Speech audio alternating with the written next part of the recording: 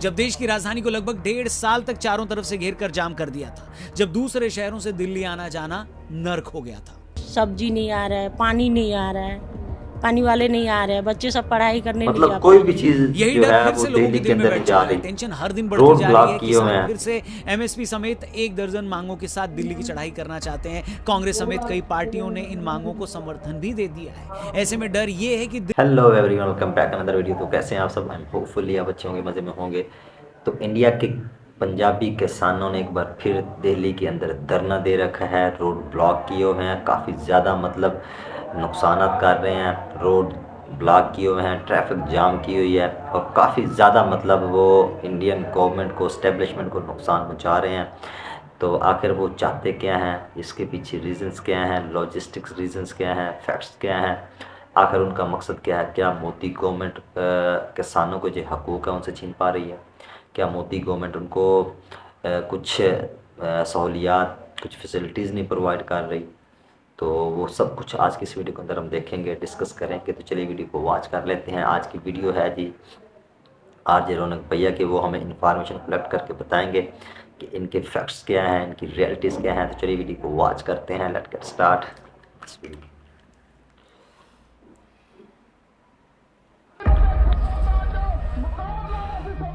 दोस्तों, एक बार फिर से पंजाब के किसानों ने दिल्ली की चढ़ाई शुरू कर दी है। हजारों की तादाद में किसान ट्रैक्टर ट्रॉली लेकर दिल्ली की ओर निकले हुए हैं। रास्ते में हरियाणा पुलिस उनका रास्ता रोके खड़ी है। किसानों को आगे बढ़ने से रोकने के लिए आंसू गैस के गोले छोड़े गए। चाहते क्या हैं यार, इनका पुलिस वाले मकसद क्या है? क्यों रोड जाम कर रहे हैं, रोड ब्लॉक? मगर हर किसी को बस यही डर है कि किसान आंदोलन के चलते फिर से 2020-21 जैसे हालात पैदा न हो जाए।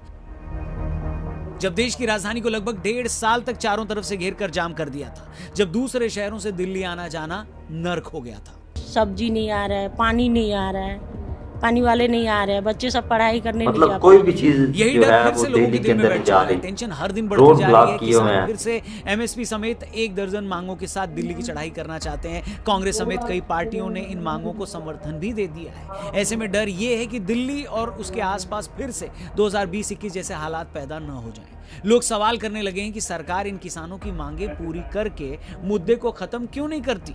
वहीं बहुत से जानकार, एक्सपर्ट्स मानते हैं कि किसानों की इन मांगों को पूरा किया ही नहीं जा सकता। ये मांगे सिर्फ और सिर्फ चुनाव से पहले माहौल बिगाड़ने की कोशिश है।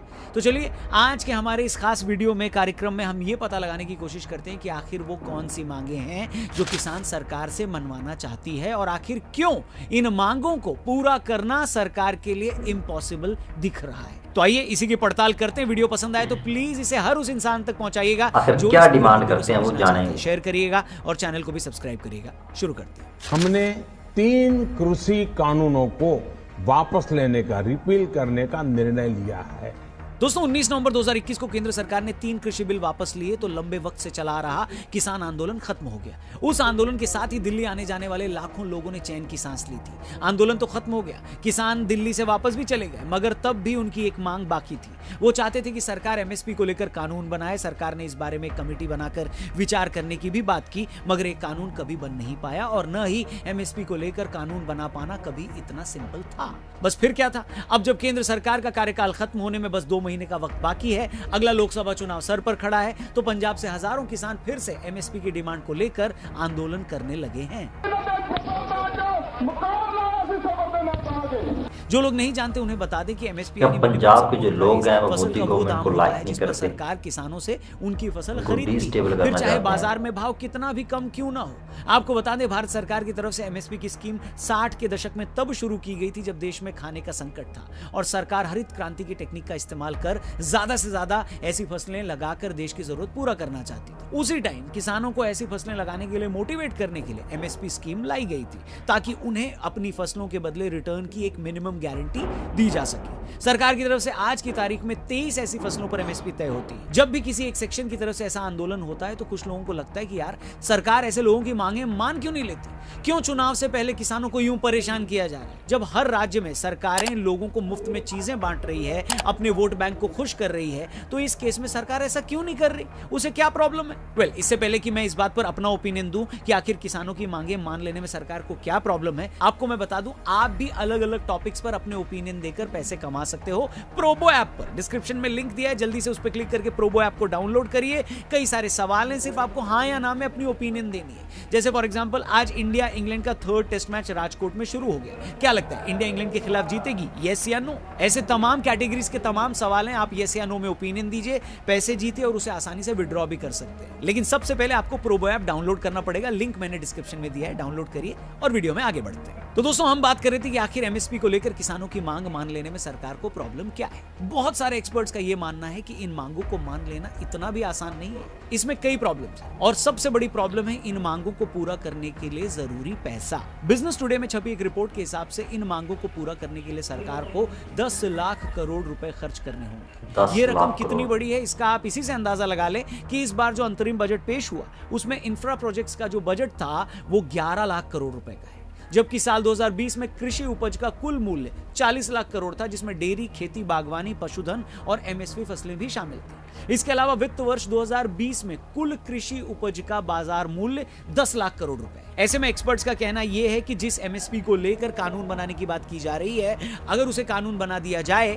तो इतने रुपए आएंगे कहां से? उनका कहना है कि सरकार को या तो इंफ्रास्ट्रक्चर के बजट से पैसे काटने पड़ेंगे या देश को अपना रक्षा बजट कम करना पड़ेगा। ऐसा नहीं तो क्या सरकार डायरेक्ट और इनडायरेक्ट टैक्स को बढ़ाकर इस पैसे का इंतजाम करे? क्या इसके लिए कोई तैयार होगा? और अभी तो हम सिर्फ फसलों के लिए एमएसपी कानून से पड़ने वाले 10 लाख करोड़ की बात कर रहे हैं। इसके अलावा किसान 10,000 रुपए पेंशन, साल में 200 दिनों के लिए 700 रुपए दिहाड़ी के हिसाब से मनरेगा में रोजगार, मुफ्त बिजली और डीजल सब्सिडी की भी डिमांड कर रहे हैं। और इन सारी मांगों के बजट को जोड़ दिया जाए तो फिर ये फिगर 36 लाख करोड़ के आसपास बैठता है। अब सरकार अगर इतना पैसा सब्सिडी में लगा देगी तो उस पैसे की भरपाई करेगी कहां से? जाहिर तौर पर इससे आपको और हमें मिलने वाला सामान महंगा हो जाएगा, हर चीज पर टैक्स ज्यादा देना पड़ सकता है, ज्यादातर डेवलपमेंट प्रोजेक्ट्स या तो रुक जाएंगे या आगे के लिए टल जाएंगे, आर्मी को भी मजबूत करने में कम पैसा लग पाएगा। एक्सपर्ट्स तो यहां तक कहते हैं कि अगर सभी फसलों पर एमएसपी देने की मांग मान ली जाए तो इसका सारा खर्च 40 लाख करोड़ रुपए तक पहुंच जाता है। और फन फैक्ट ये है कि इस फाइनेंशियल ईयर का हमारा कुल budget he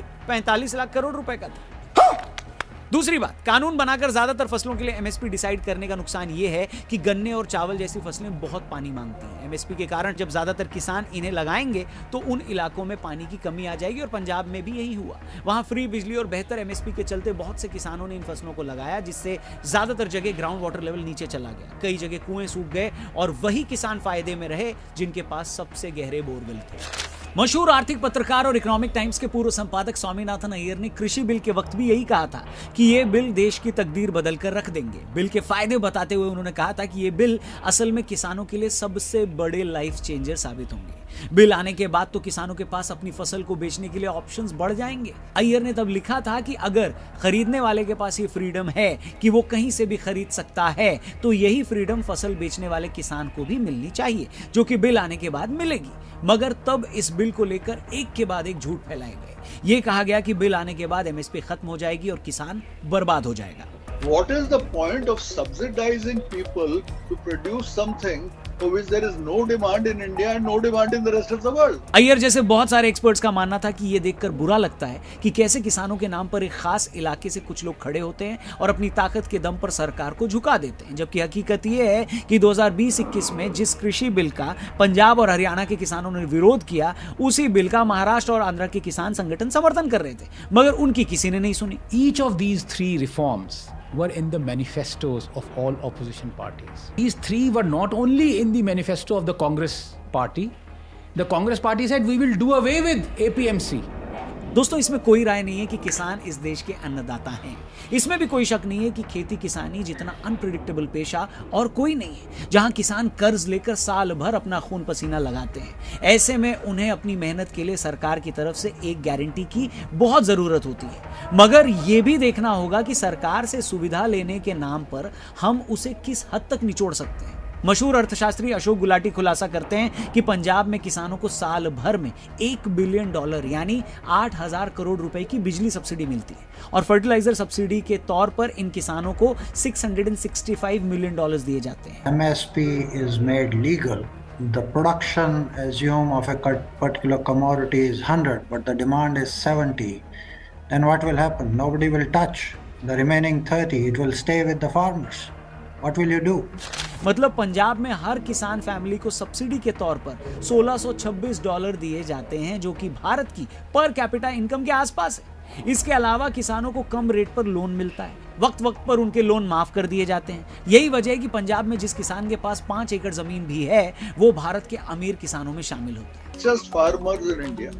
These are the guys who are destroying all the underground aquifers by over pumping in Punjab. They are the guys who are burning their stubble, and as a result they are killing or maiming thousands of people in Delhi and neighboring states.